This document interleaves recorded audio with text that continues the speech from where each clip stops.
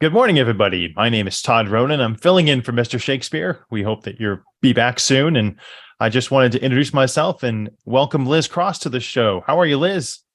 I'm great. Thank you. How are you? I know it's early. I'm so sorry. I usually get up very, very early and make videos. Well, thanks for letting me sleep in. So I apologize if I'm not at my 100% best this morning. But today is April 4th, 2023. And I wanted to ask some viewer questions of Alvin Bragg. Do you have a good connection with Mr. Bragg? I do. He's up. He's wide How's he awake. feeling this morning? Well, he didn't sleep very well last night. Why didn't you sleep well? He's worried. He actually has what's coming through very strongly is he has quite a conscience. And he's worried. He does get nervous about some things. Yeah. Is he being directed to do this, or does he genuinely feel that his actions are legal and just? That's a good question. So we're talking about the Trump indictment. Do you feel your actions are legal and just? He says, I just do what they tell me to do. Right? That was his answer. I just do what they tell me to do. So I guess we need to find out who's told him to do whatever it is they want him to do. Who are the they? Who are the they? The general attorney. What is it? The state general attorney? Is that? It could be. I don't know how things work over there in New York, but it's possible that if he's under their payroll, that's what he's going to do. Has he been paid with any personal funds to try this, or is it coming under his general job description? It's your general job description. He says, no, this isn't normally my job description. Something like this is so big.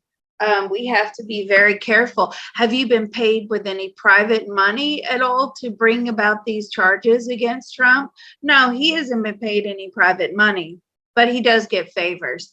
But I think that's across the board when you're in that sort of, field. You're gonna, you all favor one another. You use my holiday home and such, and you use my golf clubs and you use this and you use that. So that's coming through very strongly. It is like I don't want to say like an old boys network, but I think people will know what I mean when I say that. But they're all like, you scratch my back, I'll scratch yours. Okay.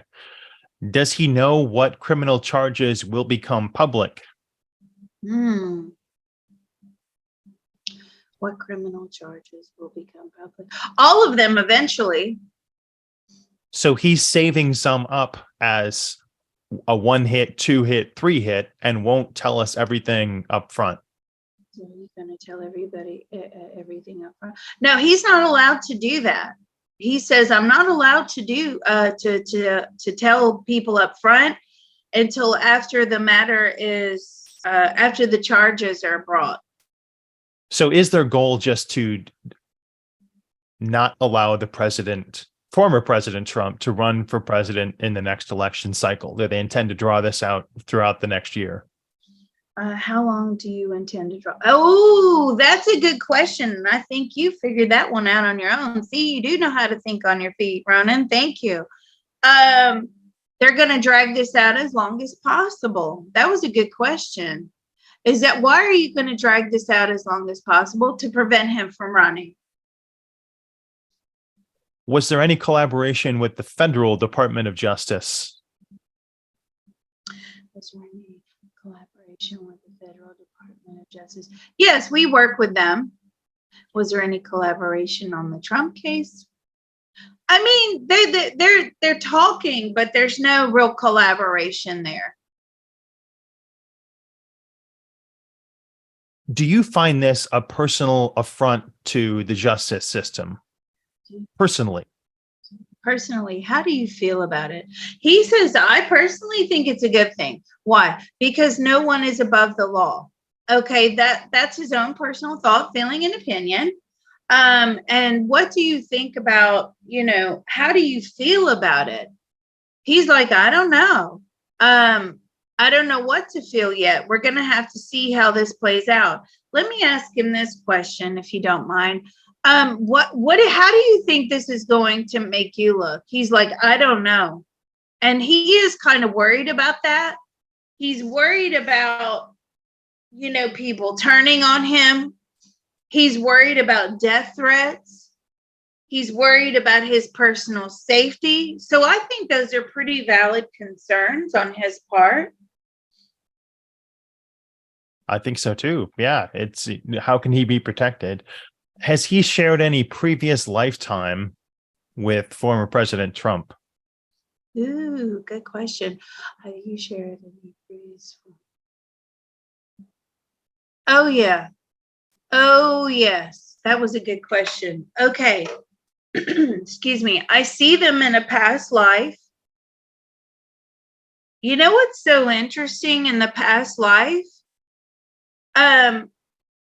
They were both enslaved and they were good friends, and they were trying to hatch a plan to escape, and they got found out and they were both executed. Now this is going back hundreds of years, right? And Trump was a Black slave. He was enslaved from Africa, and Bragg was with him. Wow, that is a fascinating past life. And in that lifetime, they were good friends, and then in this lifetime, they're going to end up being, I guess, enemies. So they've experienced both sides, right? So and that's what we do in these past life roles that we play. One time you're the perpetrator, the next time you're the victim, sometimes you're the husband, sometimes you're the wife, sometimes you're the mother, the father. We all swap roles around all the time, and we make these soul contracts with one another. So in this lifetime, the soul contract was to be enemies. Interesting. That was a good question. Does he feel like the former president was responsible for them getting caught in a previous life? And is that why he's taken upon himself to seek out vengeance in this life? Ooh, that's a good question.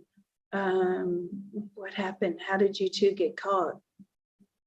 Well, they called Trump first,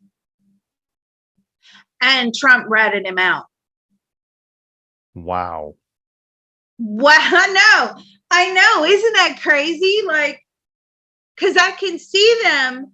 They catch Trump, and they actually, when he's running away, and it's really rainy and it's really muddy, and he's running, and he's slipping all over the mud. Of course, they don't have any shoes on. They barely have any clothes. They're just wearing rags. They're really skinny. They're very tired, and Bragg can hear the horses coming, the people on horseback coming, and so he goes and he runs and he hides behind like a tree or a bush, and Trump, as his former life, is running and running. He says, "No, I'm just going to keep running. I guess now or never. I got to keep running." And they sort of lasso him, right, with rope, and they wrap this rope around him and they tie him up, and they bring him back, and they're going, "Where's, so-and-so," which at that time was Bragg. And he pointed to Bragg and he said, "He's over there." And they pulled Bragg out from behind the tree or the bush. It looks like a big, it's not a big tree. It's more like a large bush. And so, yeah, that was a good question. So this is sort of the soul's way. They still remain friends.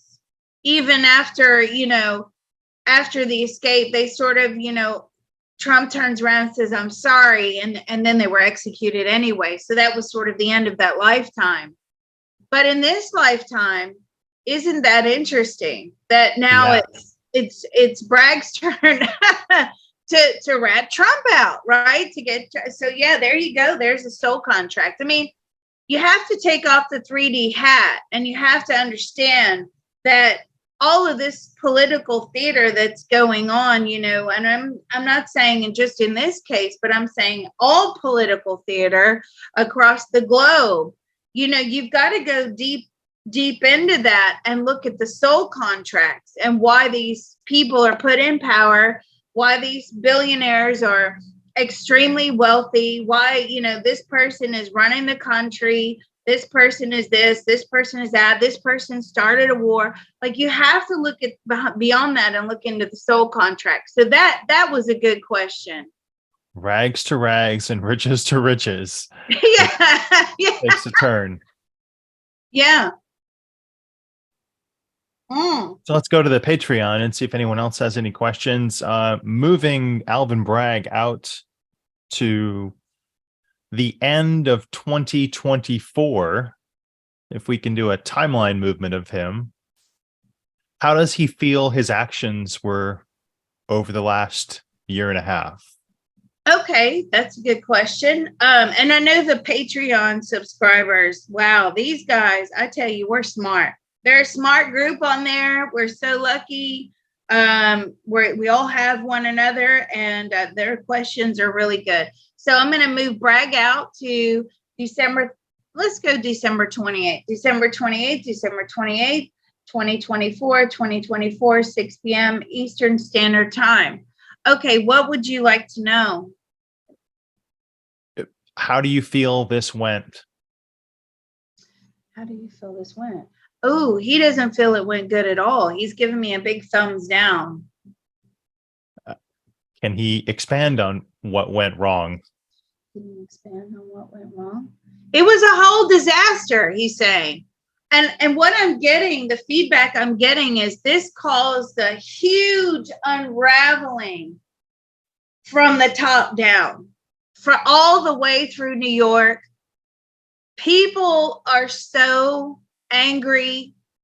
They're digging in everybody's private lives at the top, all the way from, I think, is it like the state attorney general? I keep getting like the attorney general, the state attorney general, all the way down.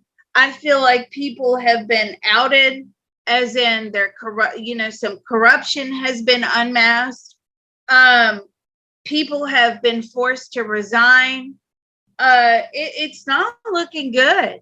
It really isn't. The whole fiasco is not looking good, And let me ask him this question. Looking back in hindsight now, because when I probed you on April the 4th, 2023, you were actually worried about your personal safety. You were worried about, being, investigated yourself, the lynch mob coming, you know what I mean? Like the Trump army coming after you. How do you feel that those concerns were valid? He said yes. And he's saying, I wouldn't ever do this again. I would step down and let somebody else take this, because the unraveling has been so severe. This has opened up so many problems for the district attorney's office. Now everything he's doing is coming into question. Everything he's doing is coming into question, and everybody around him, all their actions are coming into question. Yes. Was his case against the former President Trump successful at this point in the future? Let me ask his own personal thought, feeling, and opinion on that. Do you believe that the case was successful? No, he doesn't believe that, because of all the turmoil and mayhem it has caused with all of this. He says, I'm practically out of a job. Okay, that's what he just said to me. This has just wreaked havoc on New York. Now everybody's looking at New York and saying, the crime is out of control. And you and I had a little brief discussion about that. before we hit the record button, I was like, hey, have you seen like, what's going on in New York lately? The homeless, lately, the homeless population is sort of growing exponentially. There's a lot of mentally ill people committing crimes on the street, violent crimes. Nothing's really happening to them. So let's ask this question.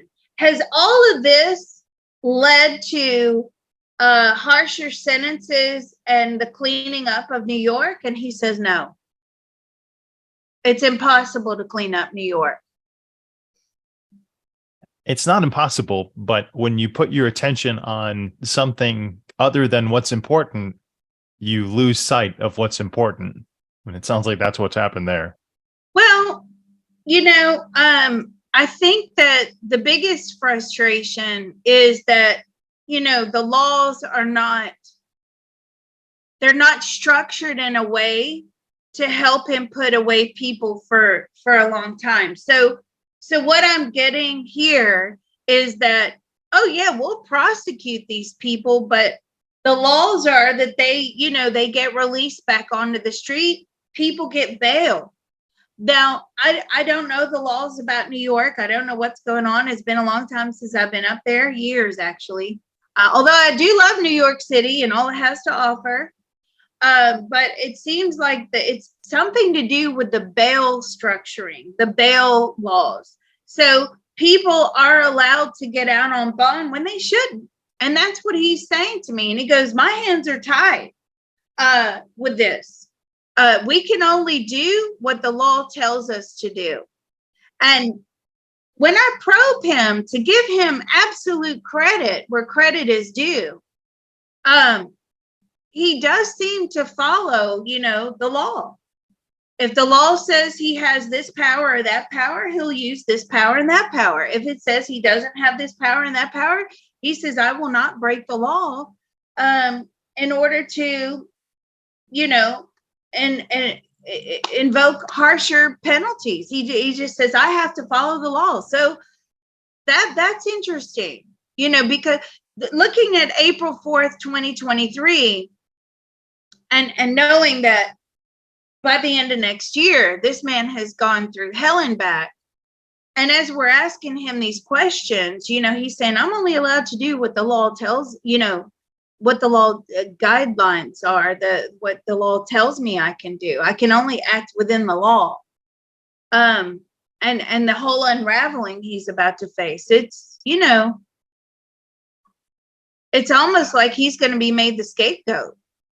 Well, let's ask him now that we're in the future. At what point were all of your cards put on the table?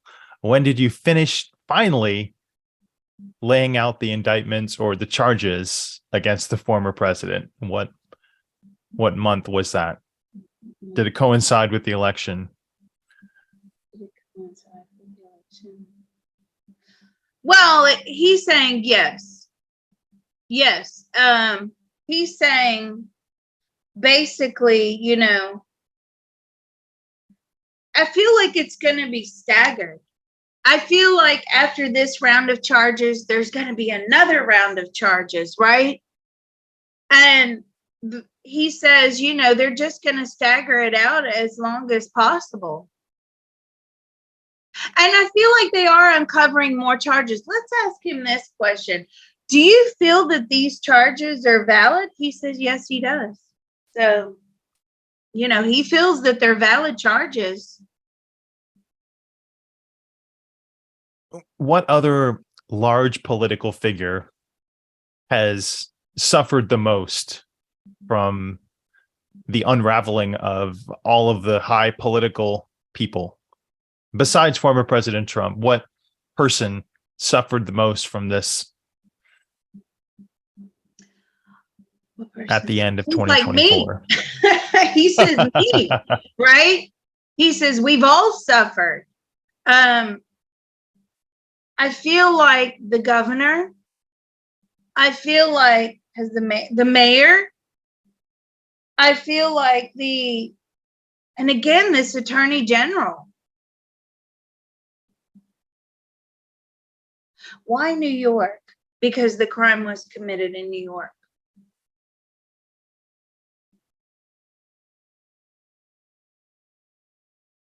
Well, let's ask this, because DeSantis is saying he's not going to extradite.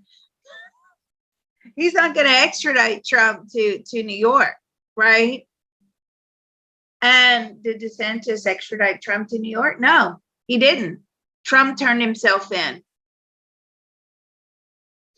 So they're not even going to play that game. I don't know how much you know about extradition. yes, I've read the stories about it. Yeah, well, when I work for the police, right? So if there's depending upon the charges in another state, what happens is we'll say, in the state I'm in, we put a warrant out on somebody's name. They come across them, say, out in California, right? And California then sends, the state that has the warrant out, the department that has the warrant out, excuse me, they'll say, oh, we've come across this person tonight, maybe they were arrested for, I don't know, DUI, just hypothetically speaking. What do you want us to do with the warrant? And so it's that department's, that state's, do you want them to be extradited? And the state will say, well, yes or no, based upon the charges. This is how a lot of people flee being arrested. Now, if the charges are severe, like rape, murder, robbery over a certain amount, of course, you're going to be extradited. But it doesn't feel like these charges are that severe. It feels like these charges are minor charges. So let's ask this. Do you depend upon Florida? Would you be dependent upon, but Trump didn't turn himself in. Would you be dependent upon Florida to extradite him? Well, he's saying we didn't have to do that. Let me move him out of the future and put him in the now. Was there ever a trial for the former President Trump? Yes. Was there a jury trial? No.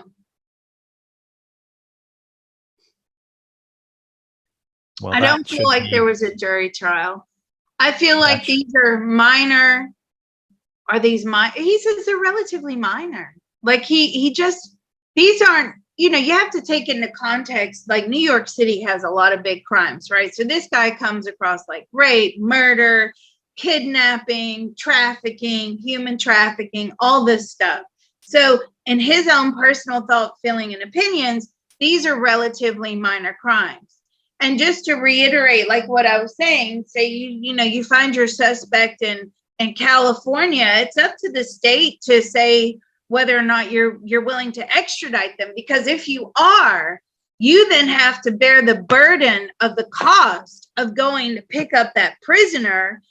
And a lot of times, you'll have to, if it's like the next state or two states over, you'll have your deputies driving to go on a whole shift to go pick somebody up. You'll send 2 or 3 deputies and you'll go pick them up and bring them back. Obviously, they didn't have to do this in this case, but do you believe the crimes are important enough to face extradition? He says no. Does he feel that he has an opportunity to be aggressive on other crime in New York City, or has this taken up the majority of his time, his tenure in his office? This is taking up a lot of time. Yeah, this is taking up a lot of time and a lot of manpower. He's telling me, do you have more? He says, yeah, we got more important things that, we have to deal with. They've got to try people for murder, drugs, How do you feel about the state of New York City at the moment with its crime? He doesn't feel good about it, right? He says, I'm trying the best that I can with what I have.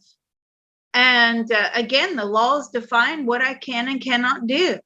Has the state put a gag order on him at the end of 2024 to prevent him from discussing the particulars of the case? Did the state put a gag order on you? Well, he doesn't call it a gag order. He says non-disclosure. Okay. Yeah, I see that. And I see a long hiatus coming before he writes a book deal and gives money to his family in a tell-all book in the future, maybe in 2028. after things are put to bed. Well, thank you very much, Liz. It's always great chatting with you. And there you have it, folks. The behind the scenes of what happened between Alvin Bragg and former President Trump. A long time ago, the tables are now turned. Yeah, yeah. Just to grab a couple of more of these questions, did George Soros donate money to your campaign? Did George Soros donate money to your campaign? Yes.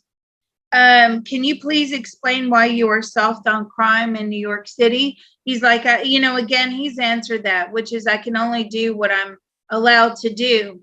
And also, don't forget, he's saying to me, I got a budget and I always exceed this budget, but I have to try to stick within the realms of this budget as much as possible. And some crimes are just not worth the money to be prosecuted. Really, what he needs is a much larger budget.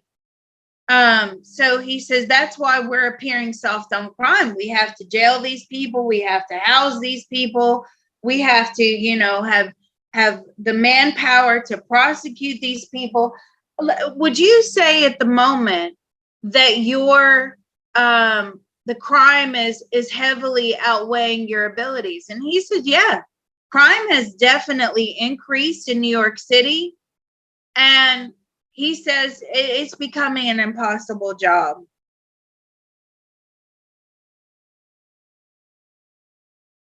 Will Donald Trump get a fair trial? Will Donald Trump get a fair trial? No, because everybody knows about this case. He says nothing in life is fair. And this certainly is not going to be a fair trial with the amount of media coverage that is taking place. Now that just struck something with me, and I'll tell you why. Because I can see the amount of media coverage that's coming. And if you and I have been doing this for a while, Ronan, you know what it's like in the remote viewing world. I know what it's like. A lot of times they'll use like stories like this to cover up a lot of bad news. Right. The media is going to be so consumed with this. Right. The non-stories. No stories will pass. Right. You can hide a lot of bad things behind the fact that this is going to take front and center stage. Right. So, when there's an election on and people are getting nasty and you're hiding, people are uncovering things about this person and that person. Well, if you've got Trump front and center stage, that stuff's going to be second fiddle. It's not going to even come into the fray. So this is also what I'm getting. This is what I'm getting. Is it's going to be used as a cover-up. And we've seen this, guys, we've seen this time and time again where, things have just been so huge in the media. Lots of other things are being covered up in the background that people should really know about. This is going to send the media into a frenzy. And if you will, this also plays into the Trump doctrine of he wants to have attention. So they've decided we'll give you attention, but it's bad attention. So does this indictment, this arraignment, this jury trial, will it preclude him from having his name on the 2024 presidential ticket? Is what everybody wants to know. Do you believe? I'm asking Bragg on today's day, April 4th, 2023. Do you believe this will preclude Trump from being able to run for president? Yes, he does. That's his own personal thought, feeling, and opinion on today's day, April 4th, 2023. He knows what they're doing, right? He's, as we look at him today, he's about to face the unraveling of a lifetime. Now, let's ask him in the future if it did have that effect. And if he was prevented from running. Was Trump prevented from running in the future? Do you, let me move him back out. So let's go December 28th, December 28th, 2024, 6 p.m. Eastern Standard Time. Did this stop President Trump from running for president? I don't think it did. I feel like it prevented him from running in some states. And so some states, there was a split between whether or not he would be eligible to be on the ballot. Yeah. I'm not kidding that it did. I feel like he's still running. See, this aligns with our earlier probe. So a couple of weeks ago, we probed to see if, like, by the Friday, Trump was going to be, have indictments, and we got to know. So I'm going to call a hit on that. But as we saw in that probe, they expect Trump to react, negatively, like probably most people, which is, I'll just go away now. And what we got in that probe, his personality is so defiant that it only makes him stronger, right? It only makes him like come out harder than ever before. He is so defiant. You and I don't know about you, Ronan, but I would be running in the opposite direction, right? But I'd not leave him. the planet. Yeah. Yeah, you'd leave the planet, right? You don't, that's what they're used to. And it's not whether you're left wing or right wing or whatever, who cares, right? That's what they're used to. They're used to being able to control people with the process, and the people want to run and hide. They haven't figured it out yet that when we probed his own personal thought, feelings, and opinions on these indictments, he was going to fight this tooth and nail and come out stronger than before. And they just haven't learned that yet about him. What I get from Trump all the time is, I will not be silenced. Now, let me just put an asterisk in here. Don't write me hate mail. I'm not a pro-Trumper and an anti-whatever, right?